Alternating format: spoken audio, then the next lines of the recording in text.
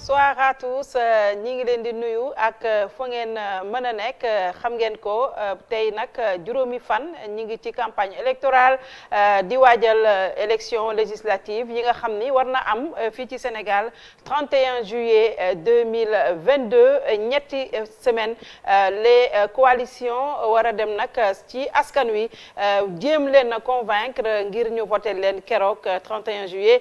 2022 ñu door ko depuis démb ère de campagne di ci invité ñi nga xamante ni ñoom la yoon dogal ne ñoom ñoo war a dem ci élection ya tey nag ñu invité fii ñi nga xam kenn koo xamante ni dañu ko investir ci bokk gis-gis liggéey ñi ngi koy wax Amath Thiaw ñi ngi lay nuyu di la dalal jàmm ci plateau ère de campagne. asalaamaaleykum maa ngi nuyu waa Sénégal yëpp di nuyu waa Dakar département Dakar di nuyu sama co-débatteur bi di nuyu Binta Diallo di nuyu tous les téléspectateurs de TFM. ñu ngi lay investir ci waaw ñu ngi investir sur la liste départementale de Dakar. troisième sur la liste départementale de Dakar. dirigée par le frère Alioune Badara Kébé. La tête de liste nationale est dirigée par le président Papa Diop. yaa ngi koy wax yaa ngi nuyu sa co-débatteur di Mamadou Dioum moom nag moom le mandataire national de Aar Sénégal moom itam ñu investir ko sur à Dakar wala département ñu ngi lay nuyu. sur la liste nationale. sur la liste nationale waaw maa ngi lay fay Binta Diallo donc maa ngi nuyu également sama naataango bi ma bokkal waxtaan wi monsieur Amath Thiaw. di nuyu également téléspectateurs yi nga xam ne ñëpp ñu ngi seetaan actuellement TFM mais di nuyu également la coalition Aar Sénégal nga xam ni le président Thierno Alassane Sall moo ko jiite donc ñun ñu nekk le mandataire national de cette coalition mais en même temps investi sur la liste nationale proportionnelle donc bàyyeekoo Bawol aussi di nuyu waa Bawol bu baax ci émission bi te ñu mën koo teewlu. alors tey jii information bi nga xam ni am nañ ko muy mbiru François Kabou ñu jàppoon ko ci keroog ba nga xamante ni ay manifestation amoon na fi ci ñooñu ñuy wax force spéciale ñu yeewu fekk ñu ni entré woon nañ ko ci hôpital principal gannaaw bu mu amee ay gaañu bi ñu ko jàppee mu mujj nag faatu léegi rek ñi ngi koy dégloondoo procureur de la République génn na wax na mbir mi nu mu demee li mu wax moom mooy ne moom si boppam moo doon dóor boppam ci mur bi ba am ci ay gaañu nee na nag am nañ ci loolu ñuy wax ay pièces à conviction ndax dañu amoon ay caméra Mamadou Dioum mbir moomu ban jàngat nga ciy def. waaw doy na waar trop je pense que li nga xamee ni moo commencé xew ci réew mi. xaw na jéggi daayoo quand même et je pense que dañoo amoon ay institutions yu républicaines c'est-à-dire que quel que soit citoyen bi crime bu mu mënti def wala délit bu mu mënti def je pense que war nañu mën a respecter ay droits am def enquête am parce que y a ce qu'on appelle li ñuy wax la présomption d'innocence nit ki moom tant que demul ci tribunal ba ñu waxtaane ko ba tënk ko ba condamné ko mënuñu jàpp ni moom moo ko def et ce principe là dafa nekk principe boo xam ne bu sacré la mais également mu am yeneen convention yoo xam ni Sénégal outil ratifié na ko mooy lu jëm ci ay wàllu torture ak yoo xamuñu lu fa xew procureur Sénégal nag li tax ñu xaw a am problème léegi parce que dañu am habitude di gis procureur muy génn parfois di wax ci wax yoo xam ne ni da ngay dem ba ci biir sax ngay rendre compte ne est-ce que moom yabaluñu ko wala waxlawuñu ko parce que dootul am crédibilité aux yeux des Sénégalais et loolu bu amee c'est extrêmement dangereux parce que l'institution bi nga xamee ni mooy le parquet dafa war a nekk il est là pour la société donc lépp lu muy wax nit ñi dañ ko war a jël loo xam ne lu ñuy jàpp la mais gis nañ ni dossier boobu am na dossier politique parce que li ko indi mooy ay marche moo indi woon ba ñu wax ay force spéciale mais force doit rester à la loi mais aussi dañu war a sauvegarder aussi en tout cas les droits humains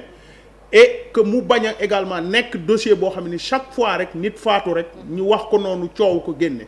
wax na ni am na pièce à conviction peut-être xëy na mën nañ ko bañ a mettre à la disposition du public mais am na famille am na njaboot am na ay avocats peut-être thèse boobu bu fekkee ni mën nañ ko jàpp nañ ko mettre à sa disposition de ses avocats et de sa famille et ñooñu peut-être boobaa nañ mën a confirmer li nga xam ne ni moom la procureur wax. en tout cas il faut que lumière am ci wàllu bi Amath Thiaw. Tout à fait waaw. Donc je rejoins rek monsieur Diop si lu mu wax. Je pense que c'est malheureux d'abord dañuy jaale famille am. parce que mbiru politique dara jaru ko ba lii mën si lii di si am c'est très regrettable et c'est très malheureux dañ koy condamner déjà tout ce qui s'est passé durant ces événements-là indi woon problème mu force spéciale yi wax ba mu jur ñu jël si ay nit dugal leen si biir kaso ba lii mujjee am donc c'est quelque chose yoo xamante ni dañ koy ñaawlu et que mënuñu si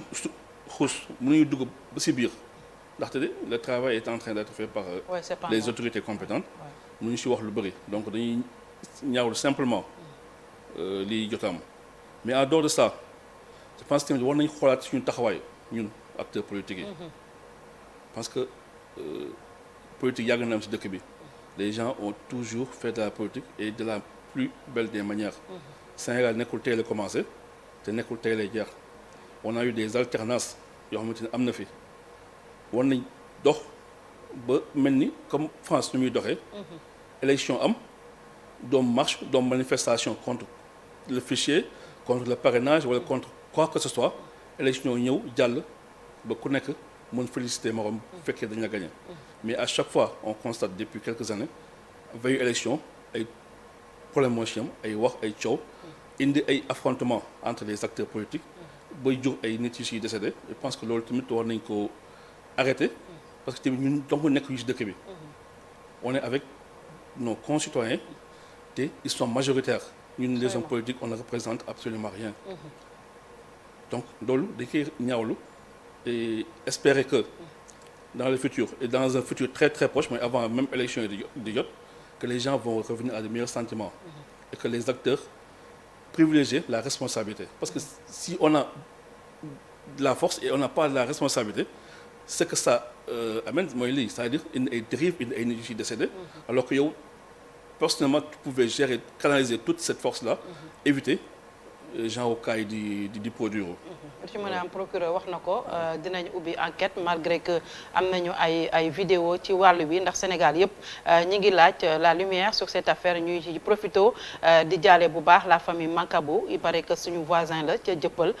ñi ngi leen di massawu vraiment ci lii nga xamante ne dal na si seen kaw muy lu metti di ñaan yàlla aussi xaare ko àjjana mu mel ni kon boobu ba léegi Sénégal mi ngi ci pëccëxoo violence bi depuis mars ba léegi gis nañ ne wàccul dafa gën sax di yéeg lan moo waral ñu war a egsi foofu ci wàllu politique ci Sénégal ci violence ñu ngi koy wax sànq am nañu ñaari alternance yaakaaroon nañu war nañ dépasser si waaw loolu li ko waral c'est tout simplement parce que on veut utiliser la loi pour toujours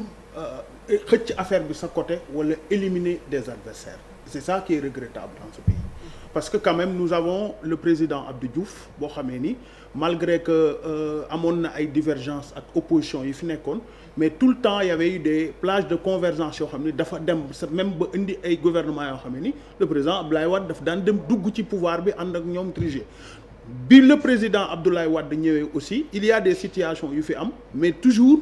est-il que amul benn ay modification loi yoo xam ne dañ koy def pour gàllankoor mais ce qui s'est passé nag avec le pouvoir de Macky Sall d'abord moom moo yor la force légale nit ku yor force légale d'abord moom sécurité sénégalais yi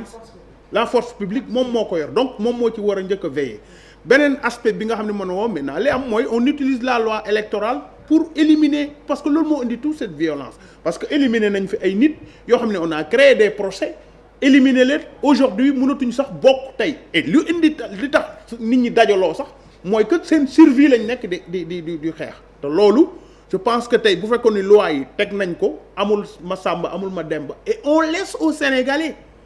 d'exprimer leur voix ci nga xamee ni mooy seen préférence problème yii yëpp du am mais on s'est rendu compte quand même avec le président de Macky Sall dañu am un recul bu mag lañ am dans ce truc là parce que loi parrainage yi yëpp c'était pour faire bloquer des gens on a même introduit un mot dans la constitution et dans le code électoral et ce mot là moo élagué pratiquement beaucoup de gens l'électeur et bi ñu ko ci introduit ça veut dire que da ngay dégg sax le débat ñu naan la non oui effectivement les tribunaux n'ont pas prononcé que par exemple Karim Wade wala Khalifa Sall perdre nañ seeni droits civiques effectivement prononcé wuñu ko mais effectivement parce que y a exactement cette modification boobu ñu ci dugal moo permettre leen tey tax mënuñoo bokk ci loolu yëpp aussi indi na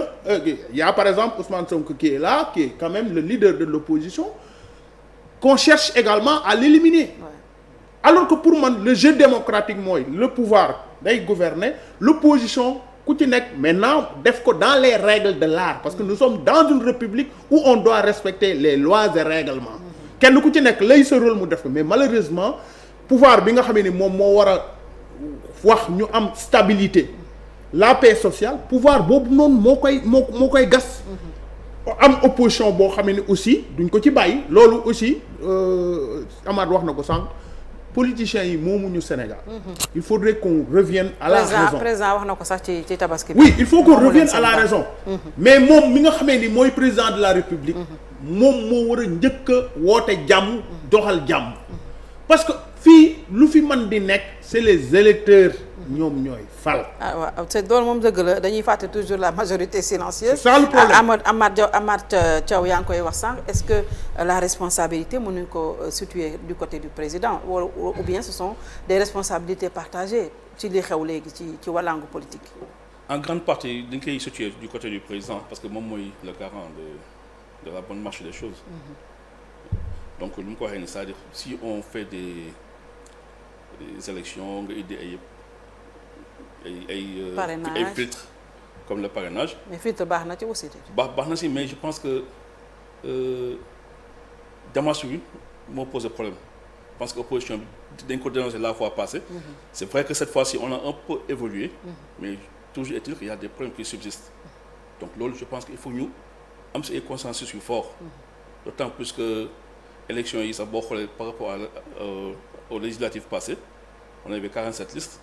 tey moo nañ trouver benn canevas benn consensus au moins avec 15 listes on laisse passer les 15 listes pour ñu dem moo na dina doon apaiser yëpp dina doon bañ a am mais dès l'instant que moom mi ngi def ay calcul te calcul yëpp y a un manque de fair play ça il faut le dire y a un manque de fair play non ça manque c'est-à-dire faire tout pour éliminer des adversaires pour toujours se maintenir. À quelle fin? Non, pour toujours se maintenir au pouvoir. da nga yaakaar ne li muy def nii yëpp mi ngi waajal troisième mandat. Non, troisième mandat moi personnellement je ne pense pas mais ça même si c'est mais pas lui. Mais quand tu dis il veut se maintenir au pouvoir ça veut dire quoi? Non, je parle du régime de la coalition. Parce que si c'est pas lui, forcément il aura un dauphin. C'est-à-dire mais la manière dont bi ñu koy defee pour moi c'est ça qui pose problème. Donc il y a aucun fair play, c'est-à-dire tout ce qu'on peut faire pour éliminer les adversaires, on le fait. Et je pense qu'on n'a pas besoin de ça. Parce que les Sénégalais ont suffisamment vécu des expériences douloureuses si domaine boobu ba tax na tey war nañu épargner ces genres de choses. War nañu au niveau de notre coalition bon avec d'autres têtes de liste on prend toujours l'apaisement au niveau de l'espace politique. Parce que il y a pas de quoi fouetter un chat. Élection la ñuy dem bu ñu dem élection le soir des élections les résultats tombent on félicite le vainqueur donc pour moi il n'y a pas de raison à ce que ñuy alerter ou bien ñuy amatter les Sénégalais sur de faux problèmes parce que simplement le pouvoir est là et veut garder forcément son pouvoir son fauteuil maintenant du côté de l'opposition également je pense que tamit ñoom il y a des choses à dire. Surtout sur son éclatement, peut-être. Voilà, sur son éclatement et sur sa démarche. Moi, je disais qu'il y a une opposition qui est là, qui est très très forte. Lui, je me opposition, mais si on a une opposition très forte et c'est pas accompagné d'une certaine responsabilité, ça pose problème. Là où ça pose problème, moi, tu peux faire un seul appel que les gens se soulèvent. Mais bon, je pense que il l'a dit tout à l'heure au moment du Dioum. Abdoulaye Wade était là. Je pense qu'à chaque fois qu'il y a eu des problèmes, il a trouvé des moyens pour négocier avec le président Abdou Diouf. C'était pour éviter ces genres de problèmes. Donc j'en appelle à la conscience de toute cette opposition, surtout cette opposition qu'on dit forte, nous revenir à la raison. Éviter ce qui se passe, ce qui s'est passé tout à l'heure, qu'il y a eu des morts d'hommes, parce que c'est des gens qui étaient tellement dévoués à un leader. Bon, c'est l'opposition qu'on dit très forte, donc forcément, donc c'est pas une attaque personnelle. Donc, nous avons joué la capacité bu ñu am sensibiliser militants yi bañ leen amener tout le temps dans cette logique d'affrontement. Justement parce que sénégalais yi nga xamante ne ñu ngi koy wax la majorité bi toog këram di seetaan lu mu bëgg a dégg mooy des discours programme tey jii bu ñu bëgg a wax waa Aar Sénégal juróomi fanu campagne dafa mel ni dégguñu dara si waxuma waa Aar rek mais yéen ñëpp tout le monde dit campagne bi dafa timide dégguñu leen c'est comme si est-ce que am ngeen li ngeen di proposer Sénégalais yi. Ah non, de toute façon pour ce qui est Aar Sénégal moom yaakaar naa on est à l'aise par rapport à ça. D'ailleurs d'ailleurs loolu sax la ñuy woo Sénégalais yi ñu saytu ko parce que fi élection yi ñu jëm dafa nekk ay élections yu am solo. Donc pourquoi mu am solo pour man ci 2 critères lañ war a déterminer les choix. mooy voir le profilage des gens yi nga xam ne ñoo war a dem Assemblée nationale ak ban programme la ñuy jël di ko yóbbu Assemblée nationale parce que loolu moo ci am solo nit ñi ak li nga xamee ni moom lañ bëgg a doxal nit ñooyu nag mu nekk ay nit ñoo xam ne ni ñu nekk ay nit de principe ay nit yoo xam ne xëy na tey du ñu déroger ci li nga xam ne moom lañ bëgg a def mais dinañ sauvegarder également l'intérêt général benn xam lan mooy seen mandat lan mooy représentant du peuple man koo exercer et je pense que au niveau de Aar Sénégal yaakaar naa am nañ ci ay nit yu ràññeeku ñoo xamee ni ci 12e législature bi yaakaar naa sénégalais yi nangul nañ leen seen li nga xam ne moom lañ def ku mel ni honorable Thierno Bocoum ku mel ni Cheikh Omar Sy boo ñëwee également ci 13e législature bi da nga fay fekk également ku mel ni la Benjamin de l'Assemblée nationale Marème Soda Ndiaye fekk fa ku mel ni Chérif Théodore Monteil je pense que ay députés yu ràññeeku lañ au-delà de ñooñu am na yeneen profil yoo xam ne ñu ngi fi dégagé Cheikh Omar Sy docteur Abdourahmane Diouf donc c'est des gens yoo xam ne ni quand même Thierno Bocoum ay nit lañ yoo xam ne ni quand même am na lu ràññeeku loo xam ne def nañ ko sax mais nous sommes la première coalition et d'ailleurs foofu la ñuy woowee ñëpp parce que pour man fi ñu toll ci élection yi mooy dañu war a mën a permettre électeurs yi ñu xool choix yi pour mën ko def et loolu wax naa profil yi mais wax naa programme c'est du xëy na ñun pré-campagne bi moo taxoon xëy na mënuñu ko woon a vulgariser ni ñu ko vulgariser pour bañ propagande bi mais on a sorti dans la période un contrat de législature de 14 engagements yoo xamee ni moom lañ prévoir def ci kii bi donc loolu aussi la ñuy woo yeneen coalition yépp mu nekk un débat de programme un débat d'idées maintenant li nga wax ci li peut-être dafa timide c'est normal Sénégal dafa metti nit ñi ngi door a jóge ci tabaski yoo xam ne tabaski gu metti la donc campagne bi tombeek jour bi nga xam ne ci la ñuy def tabaski c'est normal que les premiers jours mu timide mais dina atteindre vitesse de croisière am balaa ñuy dem di jeexal première semaine bi parce que tête de liste yaa ngi ci au niveau national di def seen maintenant aussi comme li ma ko wax dëkk bi dafa metti ñi nga xamee ni noonu lañ tàmmee woon def campagne électorale nit ñi aussi yeewu nañ ci pour cent ils misent beaucoup plus sur la proximité ak peut-être dina am ay yeneen activité phare mais xam naa si dans la 2e semaine peut-être lañ koy gis nag naka la taxawee bon comme d'habitude parce que nous sommes un parti en dehors de la coalition déjà nous sommes un parti très organisé tàmm dem élection parce que depuis 2012 ñu ngi am élection donc amuñu problème côté boobu ñu ñëw on a été renforcé par des frères comme Aliou Sow Mamadou Lamine Massaly ak d'autres formations des mouvements citoyens donc on n'a pas un problème à ce niveau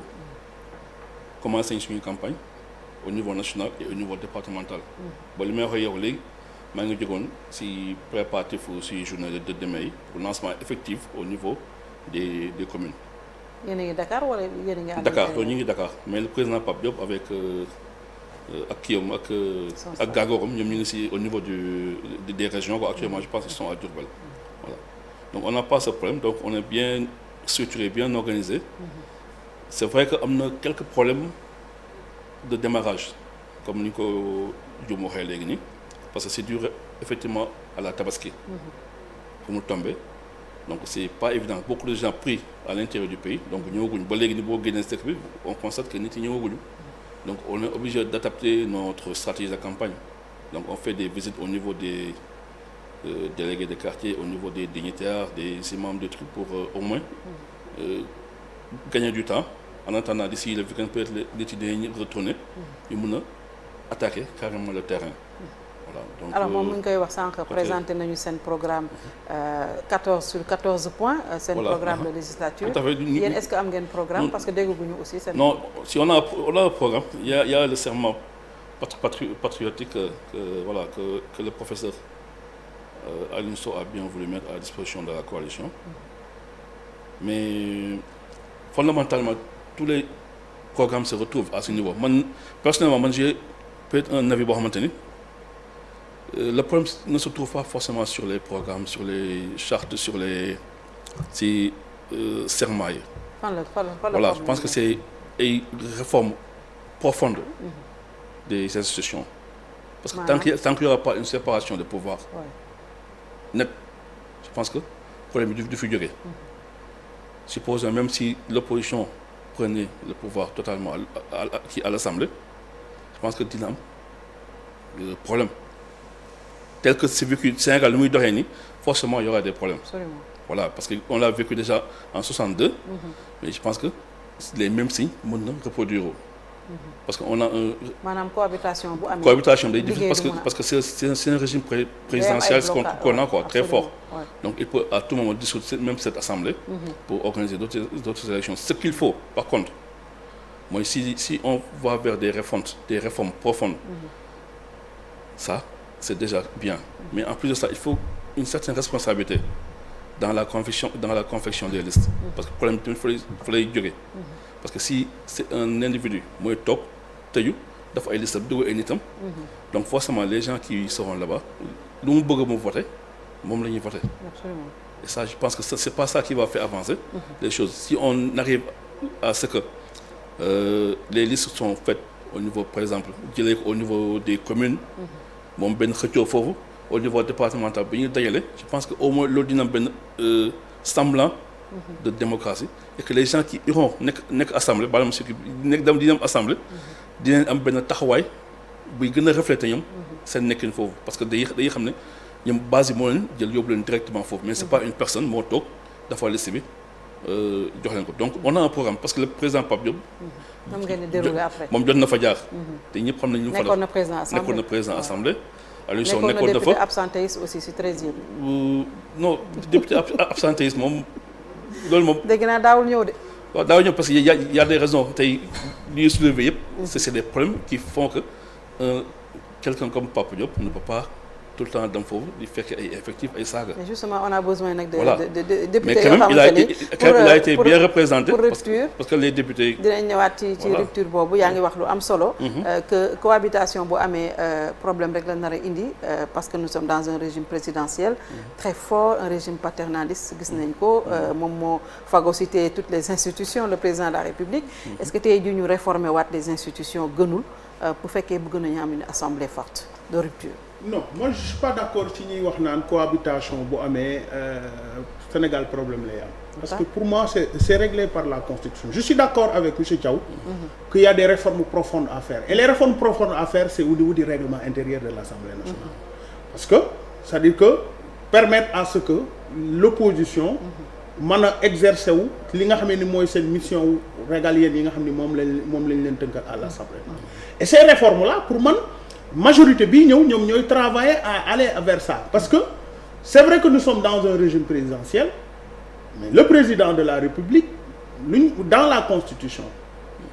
l'initiative de la loi mais ça appartient aux députés et qu'au président de la République donc cette majorité bu fekkee ne Sénégal moo leen tax a jóg mais ils vont concevoir des politiques publiques ils vont proposer par le biais de l'initiative de la loi des politiques publiques yoo xam ne dafay dem vers l'intérêt des Sénégalais parce que tey même bu cohabitation amoon même suñu demoon pay opposition taxaw fee président de la République taxaw fee l'affaire est réglée par la Constitution quand vous allez dans l'article 52 de la Constitution s'il y a le blocage des institutions mais l'article 52 est très clair on donne au président de la République de légiférer par ordonnance donc ça c'est réglé par la Constitution mais je pense que gentleman agreement boobu lañ war a xaar amul ñu naan non majorité pour man dafa war booba sax lañ wala Sénégalais yi loolu sax la Sénégalais yi war a gën a am pour mën a gis coppite gi nga xam ni moom la war a am parce que boobaa président dootul am les coups de France comme ni mu amee majorité mécanique am fële on ferme les yeux l'initiative parlementaire dañ ko teg de côté donc tout c'est des projets de loi parfois même c'est des procédures d'urgence je l'ai dit ci poste premier ministre on voit que le président utilise d'ailleurs c'est là où on doit réformer c'est-à-dire que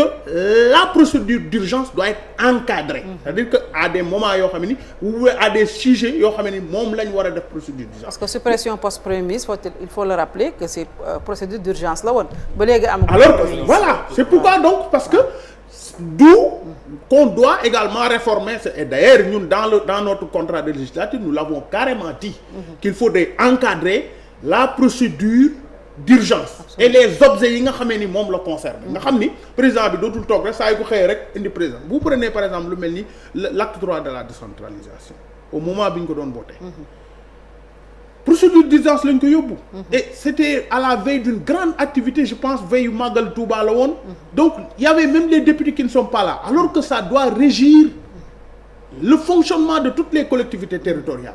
pour moi l'Assemblée est extrêmement sérieuse que lu ñu fay def dafa war a nekk loo xamee ni député effectivement war nañu également dans les réformes de règlement intérieur préparer les députés c'est-à-dire que et nous toujours dans notre contrat de législature nous l'avons dit au lieu de faire par exemple l'assistant parlementaire mu nekk une faculté mais ça doit être une obligation. Imagine-toi un ministre qui vient avec tous ses collaborateurs nga xam ni bu amee benn question sax ñoom ñoo koy souffler. Il est en face d'un député qui n'a pas les bagages. Oui. Qui ne comprend rien du projet de loi. Oui, projet de loi de finances sax mënuloo ko wax nan lañ koy def. Ça pose problème donc c'est ça bu ñu bëggee vraiment suñu réew mi dox. Il faudrait que ñu def les réformes profondes et c'est dans le règlement intérieur permettre également à l'opposition d'être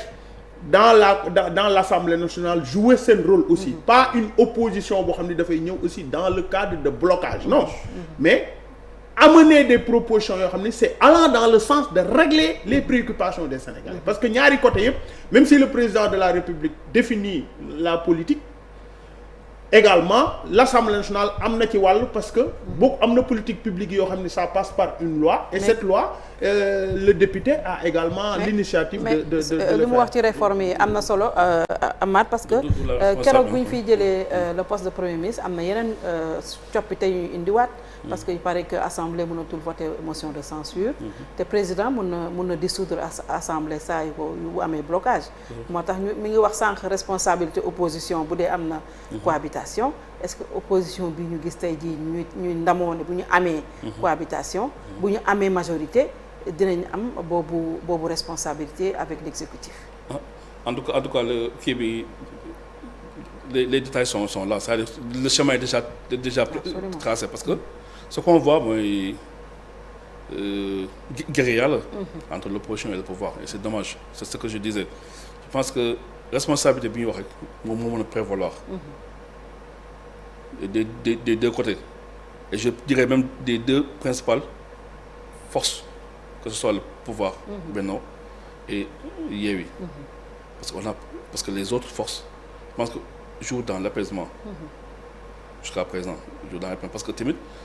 heureusement que ñu am parce que bi fi nekkoon tey dina am difficulté ba tey le jeu serait tellement flou que les gens penseraient qu'il y a que deux forces qui existent dans ce pays mais les gens ont tellement joué à l'apaisement ont tellement évité les populations à faire le distinguo de ce qui se passe dans ce pays mooy les gens qui se tirent qui se chamaillent que actuellement ni le jeu est devenu un peu plus clair que des forces comme des forces comme Bokk Gis Gis Naataangué et ainsi de suite peuvent proposer des programmes allant dans le sens de créer une diversité d'offres pour man loolu moo ci am solo parce que dëkk bi tamit ñu ñëpp ñoo ko bokk c'est-à-dire quoi qu'on puisse dire ku nekk mën nga ëpp sa morom wax ëpp ko xaalis ëpp ko daraja ëpp ko lépp mais quand même tout le monde habite dans ce pays donc ku si nekk am nga si wàll ku si nekk am nga loo mën a teg si table bi pour wax donc il faut tamit que cette classe politique ñoom ñu éviter tout le temps d'amener le débat vers cette dynamique d'affrontement qui ne nous mène nulle part voilà donc côté boobu daal nous invitons comme je l'ai dit tantôt la classe politique à plus de responsabilité parce que c'est la responsabilité pour nous permettre en cas de cohabitation qu'il n'y ait pas de ce genre de problème parce que s'il n'y a pas de responsabilité ce qui s'est passé en 1962 fekkewuñu ko mais tout le monde s'en rappelle tout le monde a des échos de ça donc ça peut arriver là je pense que voilà je pense que loolu tamit waaw mën na ko 62 ba léegi fekkewuñu ko mais yaakaar naa ne bi ñu ko méngaleeg tey ni c'est des situations boo xamante ne mën na reproduire te ñaanuñu ko. mais est-ce que système bi ñuy voté ci législative yi mun na tax Sénégal am cohabitation mun nañ dem ba majorité opposition am majorité tant qu'on a le système de vote qu'on a mais tout à fait avec les législatives c'est-à-dire que effectivement c'est-à-dire que war nañoo réformer waat même mode bi ñuy def élection mais l'opposition peut avoir la majorité à l'Assemblée parce que sur les 165 députés les 112 députés yi département yi ñoo koy fal tant au niveau de l'intérieur qu'au niveau de la diaspora ça veut dire que si l'élection se déroule dans les règles de l'art parce que loolu aussi il faut ñu di ko wax parce que il faut ma wax ko aussi dans cette antenne les gens ont l'habitude de dire que dem nañ élection locale oui kenn mënatu fee wax problème mu fichier loolu da nga koy xam nga loolu buñ koy wax Binta pour mu valable day fekk le fichier accessible à tout le monde surtout à tous les acteurs politiques mais fii benn nit moo fi yor le fichier et il peut le manipuler à sa guise en fonction des élections mais est-ce que loolu mën na nekk parce que nag chaque fois fichier yi dañ koy auditer dañ koy xoolaat yéen a koy imposer l'opposition ngeen gagné ngeen nangu ko ba pare ñëwaat encore sur non je veux dire non parce que peut-être man sama expérience laay waxee ci li ma xam ci élection ni muy demee xam nga fichier lu mu mën di doon kenn accédé wu ci fi may wax ak yow nii personne n'a le fichier on va vers des élections on a la carte électorale xam nga ni fii am na bureau de vote xam nga ni fii bi mais bureau de vote yi ña fay wote xamoo ko te mënoo koo contrôler mënoo koo vérifier seule l'administration moo ko gérer. parce que les données personnelles aussi il faut les préserver. oui non oui l'administration a dit. je comprends les données personnelles mais en matière d'élection aussi. les acteurs yi nga xam ne parce que en matière d'élection il y a des principes. le principe de la sincérité. le principe de la régularité et le principe de la transparence mais bu ñu koy wax transparence nag c'est les acteurs qui s'accordent surtout parce que si les acteurs bu ñu accordé woo ci mbir mi rek contestation du am c'est-à-dire que duñ dem vers des contentieux postes électoraux du am parce que buñ la gañee da ngay xam ni gañe nañ la parce que li nga am mais loolu aussi pour man difficulté la waxuma ni loolu mooy am ëllëg mais c'est une difficulté boo xam ni en tout cas mën na surgir donc mode d'élection bi baaxul pour man li gën mooy ay liste nationale sax dañ ko war a éliminer. Pourquoi? Non parce que amul njariñ c'est-à-dire que pour man on doit faire des députés de circonscription et qu'on amène l'élection à 2 tours. c'est-à-dire que boobaa président sax dootul am possibilité di seet ay nitam ya ko neex mu bind leen nga xam ni ñooñu dañuy wax naan non man député président la parce que président moo leen di bind à un niveau boo xam ne ni bu leen neexee sax ñu tëdd seen kër te dañuy jàll député alors que si on fait des députés de circonscription nga dem sa base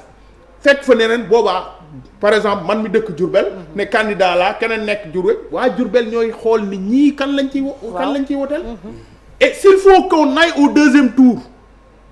ña nga xamee ni ñoo gën a jege comme ni ñu koy def présidentielle boobaa kooku dina xam ni am na légitimité de sa circonscription donc buy dem à l'Assemblée nationale day xam ni moom représentant la comme réforme yi ñu indi ci locales yi ñu indi ko ci réforme boobu mën nañ ko def même loolu buñ ko deful je pense que si les élections se déroulent dans les règles de l'art majorité maanaam opposition mën nañu am majorité à l'Assemblée nationale parce que 112 députés parce que l'élection c'est dans les départements c'est pas dans la liste nationale qui gagne plus de départements surtout boo jëlee par exemple lu mel ni région de Dakar nga xam ni ça constitue 19 députés rien que les 5 départements de la région c'est 19 députés vous prenez par exemple la région de Diourbel c'est pratiquement 9 députés imagine-toi si on est dans la logique des élections locales c'est combien de députés si le pouvoir perd les 19 perd la donc absolument logique boobu bu ñu ci demee majorité mën naa am assemblée nationale mais li ci am solo mooy majorité bi du ñëw pour man du pour rayante du pour blocage évidemment une majorité si le président de la République def na gentleman agreement il peut comme ce qui s'est passé en France c'est vrai que c'est pas une obligation que s'il y a une majorité à l'Assemblée nationale que le président de la République de facto doit prendre le Premier ministre c'est loolu mooy logique bi parce que y a des dispositions loolu la wax loolu mooy logique bi parce que loolu li ko indi mooy y a des dispositions yoo nekk dans la Constitution vous êtes obligé de le faire sinon si vous nommez un Premier ministre s'il vient donner par exemple une motion de confiance si cette motion de confiance est rejetée par l'Assemblée mais le gouvernement est dissous absolument et loolu donc moo tax il faut mu am gentleman agreement entre le pouvoir et l'opposition rien que l'intérêt des Sénégalais. moom laay wax léegi moom lañ doon wax léegi rek il faut que mu am un changement notoire si nit ñi tànnee suñu député au Sénégal gis nañ ko ci élection maire yi que léegi boo falee sa maire di nga xam ne kii maa ko fal. loolu laa wax donc voilà donc on se rejoint si côté boobu moom la complété donc c'est la même chose locale yi comme législative yi li ci ëpp solo mooy je pense que un pays comme le Sénégal nawatuñu nekk ci situation boo xamante ni dañuy toog ba tey ni duñu xam réellement comment le premier ministre doit être nommé ou pas c'est-à-dire di nga wax sànq ni dama si xaw a rejoindre tuuti parce que le premier ministre si l'opposition am na majorité forcément foofu lay jóge mën na fa jóge mën na fa sax bañ jóge parce que tamit en réalité nous ne sommes pas dans la même situation que la France nekk yu même situation donc mën na bañ jógee foofu le président peut nommer son premier ministre mais le problème demeure c'est-à-dire problème responsabilité moom laay dama siy revenir parce que si les acteurs tamit amuñu benn sens responsable ils sont toujours tamit dans cette dynamique de confrontation finalement c'est le pays qui voilà noonu la quoi c'est-à-dire malheureusement c'est ça man y a un débat ne dañ siy dugg tout le temps on parle tout le temps de programme on parle tout le temps de texte même l'Assemblée pour moi fondamentalement il y a pas de mauvais texte bon, il y a une mauvaise application ou bien des mauvaises investitures qui amènent à ce que des gens bi yemee foofu dañuy doxal leen président di wax ou bien lu leen seen camp di wax que ce soit le pouvoir que ce soit l'opposition si fekk na opposition tey moo falu tamit peut-être am na ay consignes yoo xam ne day jóge si camp neen damel taxawalee nii pour man loolu c'est le problème demeure donc moo tax li mu wax nii il faut qu'on ait des députés qui viennent des circonscriptions ça il faut ñu yegg à ce niveau là ba ñu ci jël la une cinquantaine de personnes jox ko benn nit mu dugal ko yoo xam ne ñoom dañuy toog ak seen tànk daanaka du ñuy liggéey le travail est fait au niveau des départements donc loolu je pense que loolu la ñu war a changer mais mën nañ nekk di discourir sur dafa mel ni ñu bëri dañuy daw département et on a vu que responsable yu bëri dañuy daw laaxatu sur la liste nationale. non du ma ko tuddee daw sax mais c'est le système qui est là donc forcément il faut qu'il y ait des gens qui soient là-bas et des gens qui soient dans le département nous sommes des politique moom loolu posé wuñu problème boo nekkee si département bi di nga xeex parce que tamit da nga jàpp ne yow si gox bi nga dëkk si man Dakar laa dëkk am ay nit am ay mbokk am xëy donc là. mais am na ñoo xam ne ñemewu ñu dem seen gox di laaj parce que bu kenn xamul leen. ça existe malheureusement ça existe quoi loolu tamit nekkul loo xam ne dañ koy occulter comme c'est des réalités donc loolu tamit il faut ñu avancer à ce que sur les années à venir que ñu mën a évoluer en ce sens-là sinon tamit dañuy revenir élection prochaine dans quelques années di waxtaanee même débat et pour moi ça ne fait pas avancer suñu waxee assemblée de rupture xëy na Mamadou Dioum ñi ngi xaar côté proposition de loi parce que député lu mën mooy proposition de loi pour nekkal fi askan wi mais on a vu que législature bu ñëw proposition de loi mooy nekk parent pauvre est-ce que du foofu tam warul nekk benn loo xamante ni combat la boo xamante ni foog ñu réformer nu ñuy defee proposition de loi parce que bu ñu jàppee ne à 13e législature bi on a près de 150 projets de loi 5 propositions de loi boo xamante ne benn jàllu si c'est quand même grave. Tout à fait. Oui. Effectivement parce que oui il doit y avoir une réforme parce que même proposition de loi am na ci proposition de loi yoo xam ne surtout yi nga xam ne dafa am ay incidences financières. nga xam ne par exemple mën na laal benn politique publique. Absolument. député bi mënu ko def. parce que qu'est-ce qu'on te dit c'est-à-dire que quand à chaque fois que nga def une proposition de loi boo xam dafa am incidence financière. c'est à vous de proposer. alors que député bi peut-être xëy na comme ni ma ko waxoon. il n'est pas bien outillé. ou bien il amul li nga xam ne moo koy permettre. donc loolu war nañ ko réformer. c'est-à-dire que permettre à député bi comme ni ma ko waxoon. mu am ay jumtukaay yi koy mën a permettre ñu dem vers ça. Il y a les députés qui ont par exemple le pouvoir de l'amendement. qui est dans la Constitution. mais généralement même. da ngay gis même yenn loi yi jàll à l'Assemblée avec yeux fermés parce que alors que député yi waroon nañ mën a poser même yenn amendement yi nga xam ne dina mën a même modifier le truc quand ça les arrange chaque fois et da ngay gis ni même c'est le pouvoir qui instrumentalise un député pour lui dire que porter tel amendement donc loolu je pense que dafa am solo parce que député proposition de loi dafa am solo parce que loolu mooy jox d'abord sax li ñuy wax rapport au pouvoir yi am solo l'exécutif et législatif mais su fekkee ni lépp c'est des projets de loi yow da ngay def enquête rek day poser problème et pourquoi am na ay lois yu bëri yoo xam ni projet de loi la jógee foofu ñu voté ko à yeux fermés mais l'applicabilité pose problème boo jëlee le loyer parfois aussi parce que réew mi aussi bu ñuy liggéey waruñu liggéey di def ay lois yoo xam ne loi populiste la wala loi yoo xam ne da nga ciy bëgg am incidence électoraliste naa ko poser pour capter l'électorat non un pays ne doit pas fonctionner comme ça parce que la loi elle est générale elle est impersonnelle donc je pense que bu ñuy tëgg loi dañ ko war a tëgg pour l'intérêt des Sénégalais loolu nag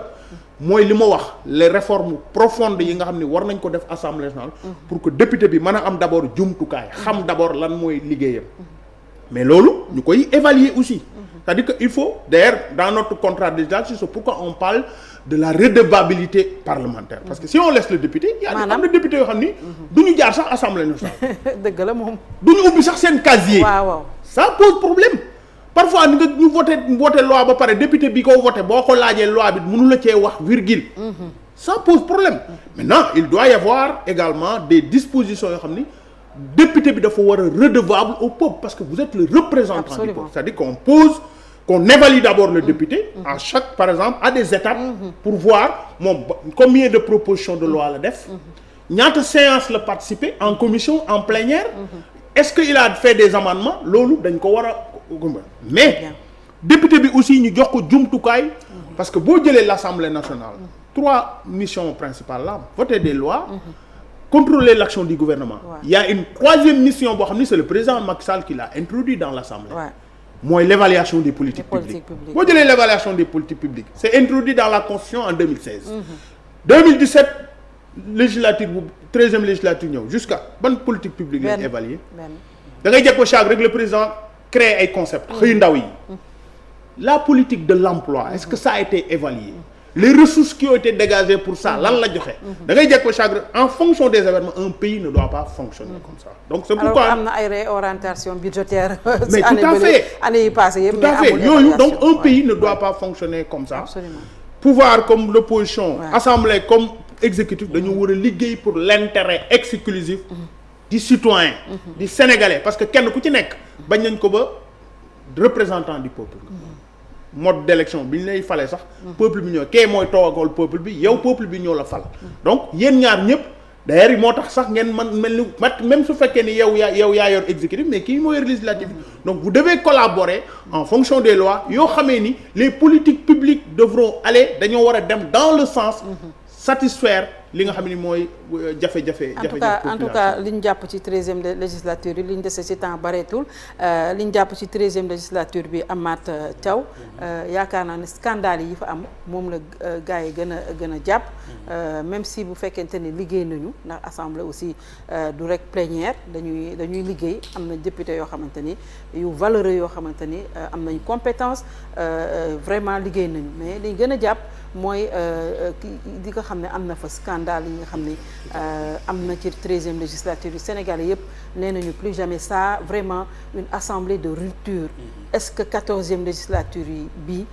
on peut se permettre de dire enfin. en tout cas ñun en ce qui nous concerne au niveau de la coalition Bokk Gis Liggéey on a œuvré sur ça si loolu lañ nekkoon di liggéey te boo xoolee liste bi on a investi beaucoup sur l'humain sur la valeur intrinsèque des personnes. boo xoolee listes nationales comme les listes départementales. jël nañ valeur intrinsèque des personnes ça veut dire. intrinsèque des gens yoo xam ne. am nañu seen cursus seen profil seen parcours. wane na ko dans le passé. jël ay ndaw ay jeunes. boo xoolee la coalition Bokk Gis Gis. je pense que c'est la coalition qui a investi plus de jeunes. Il y a des femmes est-ce que des jeunes est-ce que mën nañu focaliser wu toujours di wax ne jeunes yi tey jii ñoo war a intégrer l'Assemblée nationale. non jeune kese mën non jeune kese non dama lim parce que il y a des responsables am na ay jeunes mais am na ay femmes c'est-à-dire c'est un melting pot qui est là-bas donc dans toutes les couches fexe nañ ba créer benn maillage boo xamante dina permettre nit ñi fay dem. te et puis ñu xool en fonction yow sa domaine d'activité ak li nga yàgg def au niveau de la base ak fi nga dëkk. donc yëpp dañ ko jël boole ko pour créer cette liste-là. Donc c'est pas fortuit boo gisee liste bi. Donc avec l'expérience bi nga xamante ne le président Pape Diop am na ko. le professeur Alioune Sow ak tant d'autres dinañu permettre tey bi ñu eggee foofu ñu mën a dérouler éviter comme li nga wax les errements ak les problèmes qu'il y a eu dans cette législature parce que tamit ce qui a amené ça mooy la manière de choisir les candidats sur les listes loolu moo ko indi parce que parfois booy investir di nga investir koo xam ne xeexkat la moom bu dee foofu daanaka du wax moom si uniquement diw wax na damay corriger ko ñoom loolu mooy seen liggéey kenn ki tàccu la kenn donc yooyu yëpp si manière si façon boobu ñu investir moo tax dès l'instant ñu egsi au niveau de l'Assemblée noonu lañ mën doxalee te résultats yi am moom la ñu mën a mënuñu am benn résultat yu anarchie xeex cabale voilà donc comme ça mais moi je vous demande simplement je demande aux Sénégalais tamit de visiter les listes loolu moom solo parce que tamit vote moom ñoom ñooy voté ñun du ñuy voté suñu bopp fekk na ñooy voté suñu bopp donc dañuy gagné Sénégalais kay ñu ngi leen ñoom ñooy voté donc ñoom on les évite tamit ñu bañ a def erreur c'est-à-dire nañ xool liste yi gëstu ko xool ñu fa nekk xool seen parcours xool seen cursus xool tamit la logique parce que ñun on est très très logique parce que nous sommes des libéraux nëbbuñu ko fenn ñun on va avec des libéraux ñu liggéey parce que on a un programme bien défini sur le libéralisme. sànq yaa ngi ko doon yaa ngi koy wax. donc c'était pour éviter les comme la coalition yenn coalition yi ngay gis ni ñoo xam ne c'est des coalitions yoo xamante ni melting pot la c'est-à-dire bu ñu gagné ba nekk au pouvoir tamit dispersion la am parce que léegi di nga jël li nga fi indoon. waaw donc tout ça tamit c'est à éviter. et les Sénégalais doivent. absolument doivent regarder ça. pour terminer. assemblée bu ñuy xaar. ndax mën nañ koo xaar ci yéen. non mën nañ ko xaar ci Aar Sénégal je pense que sénégalais yi sax dañoo war a jóg takku pour jox majorité Aar Sénégal parce que tout simplement d'abord boo demee ci liste yi comme ni ma ko waxee profil yi nga xamee ni profil yu am solo la parce que dañoo def seeni preuve sénégalais yi xam ko donc ñooñu mérité nañ dellu assemblée nationale liggéey ba nga xam ne commencé woon nañ ko ñu continuer ko donc bu dee en matière de programme aussi am nañ ko pour doxal ko li ñuy wax sama wax na ko mu am solo mooy il faut pas que ñu jël focaliser jël yenn coalition yi rek yaakaar ne ñoom la ñu war a woteel wala ñoom rek ñoo war a dem ci élection non nañ xool programme dañu war a xool programme yi xool profil yi surtout les profils par exemple tey boo jëlee par exemple suñu dëkk pour man damay wax par exemple Bawol yi les Diourbel waa nañ xool liste yi xool ñan lañuy fal Benno Bokk Yaakaar moom dañ leen di teg de côté fee kenn du leen woteel loolu nag sénégalais yee koy choisir waaw non dañ leen teg de côté fële parce que ñoom wax nga ko sànq wane nañ liñ man ci cette 13e législature scandale rek lañ fi def donc ñooñu du Benno rek de waxuma ko oui du Benno mais en tout cas ñoo ci gën a ràññeeku bu dee faux billet député Benno la trafic de passeport faux billet la loolu moom leer na bañ jugé leen wax ko leneen li ci des xam na am na peut-être leneen loo xam ne question de mœurs la c'est pendant mënaguñ cee wax mais lépp rek ci 13e législature en tout cas la ci ëpp Benno Bokk kon ñooñu wane nañ seen lacune donc li ñuy wax sénégalais yi mooy ñu woteel dans leur écrasante majorité Aar Sénégal ñu dem à l'Assemblée nationale liggéey fa liggéey bu am solo def une opposition républicaine changer Sénégal fondamentalement en attendant ñuy egg ci 2024 président Macky Sall abal ñu parce que mu def 3e mandat et puis ñu permettre à d'autres Sénégalais ñëw jiite réew mi. ñu ngi lay gërëm Mamadou Diouf yaa fi toogaloon Aar Sénégal gërëm la Amath Thiaw bokk gis-gis dafa am loo bëgg a dolli. waaw xanaa di woo Sénégal ñu xamee bulletin coalition Bokk Gis Gis yéen indiwu leen seen spécimen waaw bon nee na xamee parce que bulletin bi moo fi gën a rafet waaw donc benn partie bi bleu la bleu comme le professeur soo joxe bleu baxa beneen bi doomu taal la am ñaari loxo yi waaw donc am photo président Pape Diop donc nañ ko ràññee xam ne président Pape Diop nekkoon na fi am na lu mu fi def en tant que président de l'Assemblée am lu mu dirigeant assemblée bi et que je pense que Sénégalais naruñu gëm seen bés loolu donc on a besoin d'hommes de confiance d'hommes de paix boo xam ne franchement bu ñëwee dina apaiser au moins le climat social au niveau de l'Assemblée quoi. yéen nag seen bulletin ku ci nekk Thierno Alassane bulletin bi Thierno Alassane Sall tête de liste donc bulletin donc fond bi blanc la donc logo bi moo nekk au milieu logo bi lan la moom logo bi day ab lii day ab garab la guude lay nuroo garab. waaw boo xam ne daal gis nga. moo nar a aar bagage yaa ngi wàcc nii donc noonu la ñuy aaree Sénégal daal donc moo nekk ci bulletin bi. gërëm leen bu baax a baax merci beaucoup Amath Thiaw Bokk Gis Gis et Mamadou Dioum bu aar Sénégal soir air de campagne kon fii la ñu koy yemale